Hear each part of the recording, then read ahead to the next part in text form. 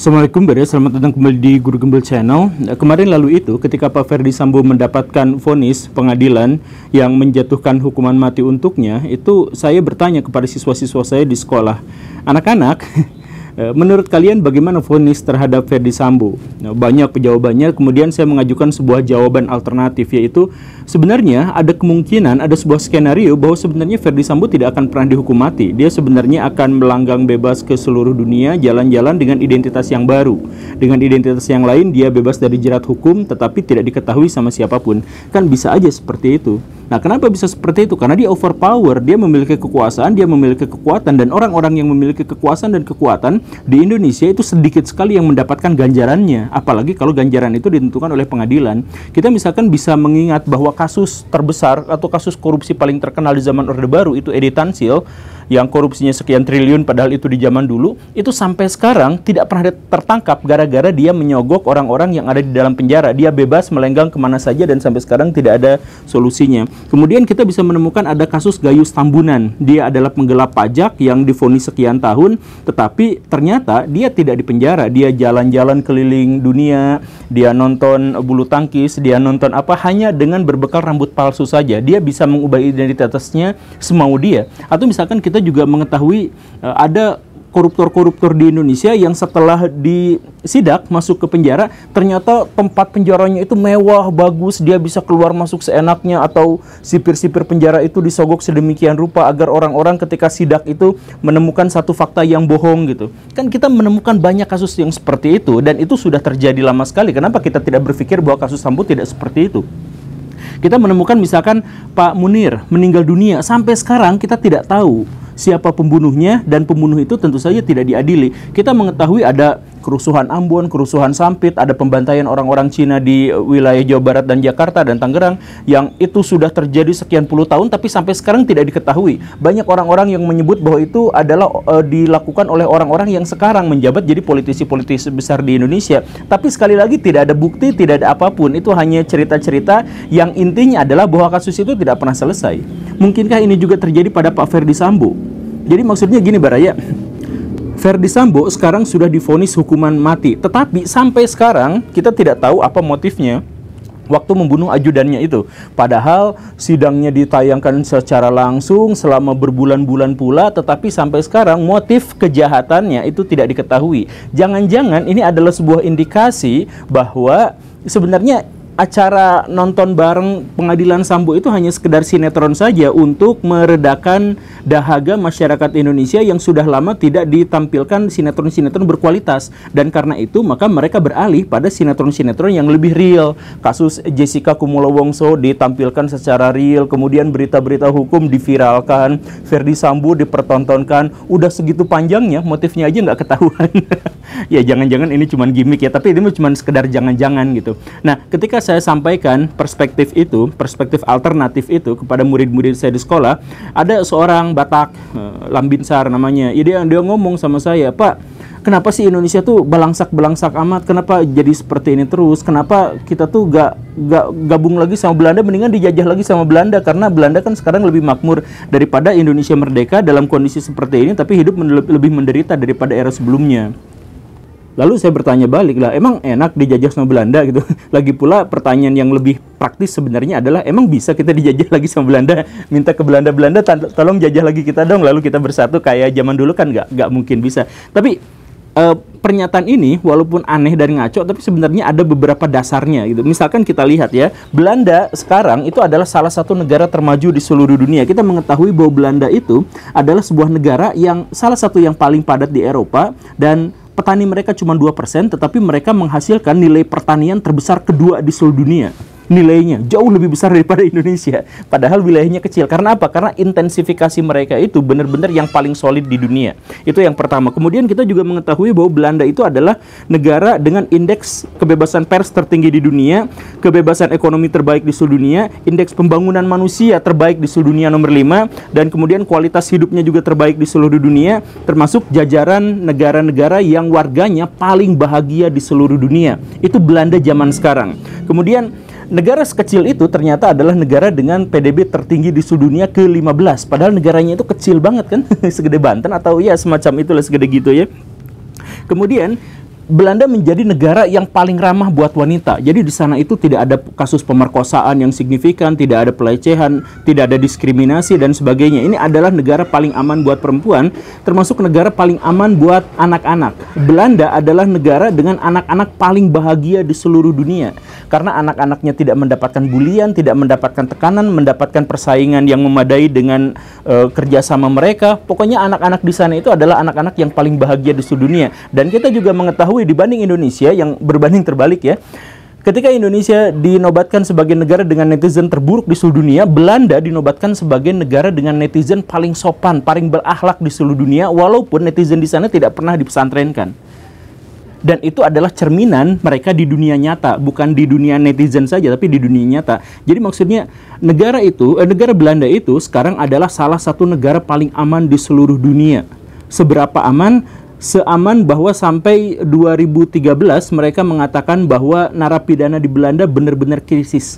Hampir tidak ada narapidana di sana. Dan tahun 2018 pemerintah mengatakan bahwa napi yang baru sudah tidak ada lagi. Dan ini dampaknya apa? Ada puluhan penjara-penjara di Belanda yang ditutup sekarang karena sudah tidak ada lagi penghuninya. Saking amannya, saking tentramnya, tidak ada narapidana di sana. Narapidananya sangat sedikit karena kriminalitasnya juga sangat-sangat sedikit. Sekarang demi untuk bisa menghidupi sipir-sipir penjara yang ada di sana, Belanda sampai harus nyewa narapidana dari negara-negara sebelah. Minta ke Inggris, minta ke Norwegia untuk narapidananya simpan aja di saya biar bisa menghidupi penjara-penjara yang ada di sini. Saking nggak ada narapidananya, yang menunjukkan bahwa di sana itu negaranya aman, bebas begal, bebas pemerkosaan, bebas pembunuhan, apalagi mutilasi, dengan tingkat yang sangat sedikit soal pencurian dan sebagainya. Belanda adalah salah satu negara paling aman di seluruh dunia. Nah, dengan kondisi-kondisi yang seperti itu yang berbanding terbalik dengan Indonesia, maka wajar saja beberapa orang yang terlalu putus asa kemudian meminta ya mendingan dijajah sama Belanda lagi. Kan Indonesia, bayangin ya Baraya, Pak Harto itu adalah salah satu presiden paling otoriter di Indonesia. Tetapi sekarang banyak orang-orang yang berpikir soal ya seandainya hidup di zaman Pak Harto lagi. Pak Harto adalah presiden terbaik di seluruh dunia. Banyak kan orang yang mengatakan seperti itu. Nah, pemerintahan di zaman Pak Harto itu jauh lebih bawah daripada pemerintahan di bawah Belanda gitu. Kan Belanda sekarang maju, Belanda sukses gitu. Jadi wajar saja kemudian ada orang-orang yang sedemikian putus asa sampai berpikir bahwa kita itu sebaiknya dijajah sama Belanda lagi.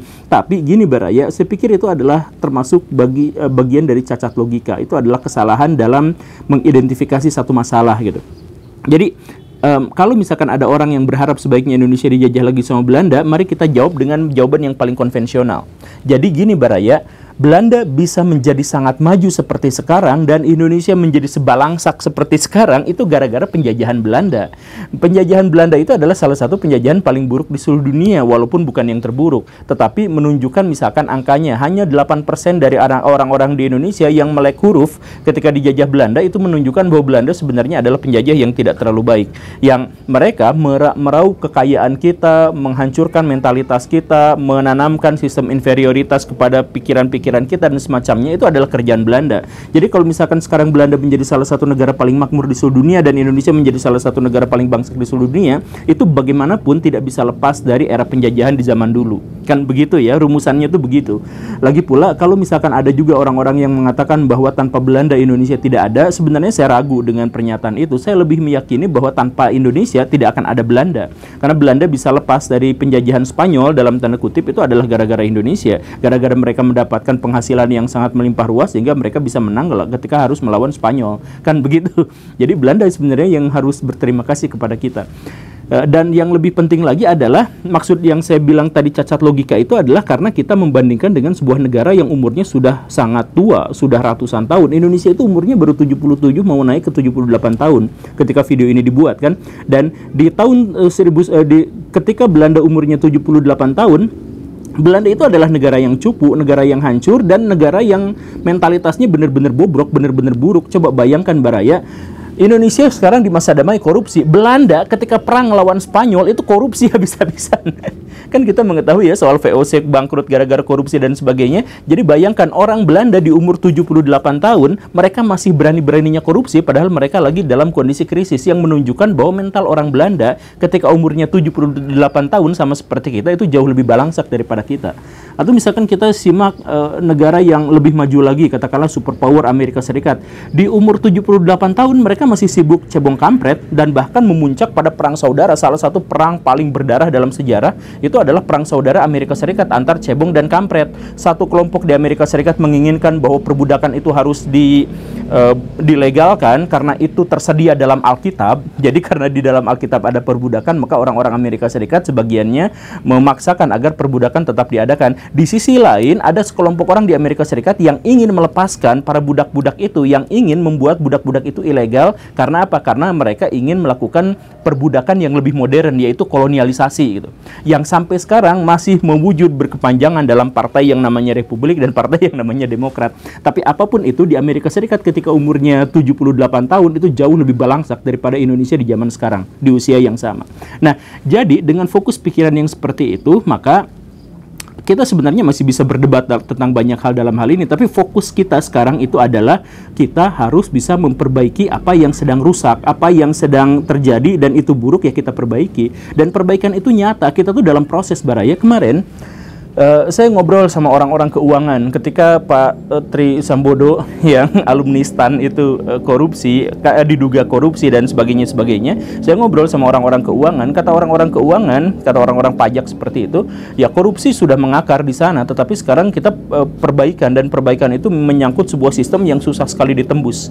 Jadi generasi-generasi pejabat perpajakan di zaman dulu itu bisa korupsi leluasa, tetapi zaman sekarang itu susah sekali. Apalagi sekarang sudah ada kontrol masyarakat, kontrol netizen, yang dalam hal ini berarti berdampak positif terhadap penegakan hukum di Indonesia, kan begitu.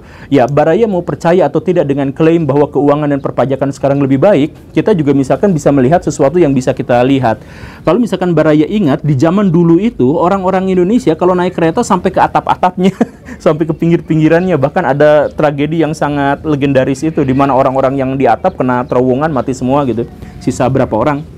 Kan ada yang seperti itu. Sekarang kereta api Indonesia jauh lebih baik. Kemudian kita juga melihat bis Damri zaman dulu itu, waduh, udah mah butut, ngebulnya itu hitam banget gitu ya, karena korupsi di dana perawatan dan sebagainya. Sekarang korupsinya masih ada, tetapi Damrinya jauh lebih baik. Dulu Baraya mengetahui bahwa misalkan pemerintah Orde Baru sampai mencanangkan gerakan makan 4 sehat 5 sempurna, yang menunjukkan bahwa pada waktu itu masyarakat Indonesia itu miskin banget. Untuk bisa makan daging seminggu 2 kali saja itu sudah luar biasa. Sekarang kita hampir makan daging setiap hari, begitu kan? Yang menunjukkan bahwa kita tuh sekarang ekonominya bagaimanapun membaik. Di zaman dulu untuk beli motor itu susah sekali. Sekarang populasi motor di Indonesia itu masih lebih banyak daripada jumlah orang dewasa di Indonesia. Nah, dengan data-data yang seperti itu atau dengan fenomena-fenomena seperti itu, seharusnya kita, walaupun kita harus melakukan banyak perbaikan, kita tidak layak untuk pesimis dan kita tidak layak untuk putus asa. Karena betapapun kita bobrok, kita sedang ada di sebuah track di mana kita sedang sedikit demi sedikit maju ke depan. Fokusnya sekarang adalah bukan menghujat Indonesia terus-terusan, tapi sampaikan kritik, di mana kritik itu adalah bagian dari solusi. Dan yang lebih pentingnya lagi adalah daripada kita melihat orang-orang di sana yang terus-terusan melakukan kejahatan, lebih baik kita fokus bagaimana caranya agar kita menjadi bagian yang berkontribusi atas perbaikan bangsa ini di masa depan. Semoga bangsa ini menjadi lebih baik, semoga kita semua menjadi lebih berbahagia, dan kalaupun itu tidak bisa kita laksanakan dan kita tidak bisa rasakan, semoga kita menjadi bagian dari orang-orang yang membuat orang-orang di masa depan kita lebih berbahagia. Terima kasih karena sudah menyimak. Saya Guru Gembul. Assalamualaikum warahmatullahi wabarakatuh.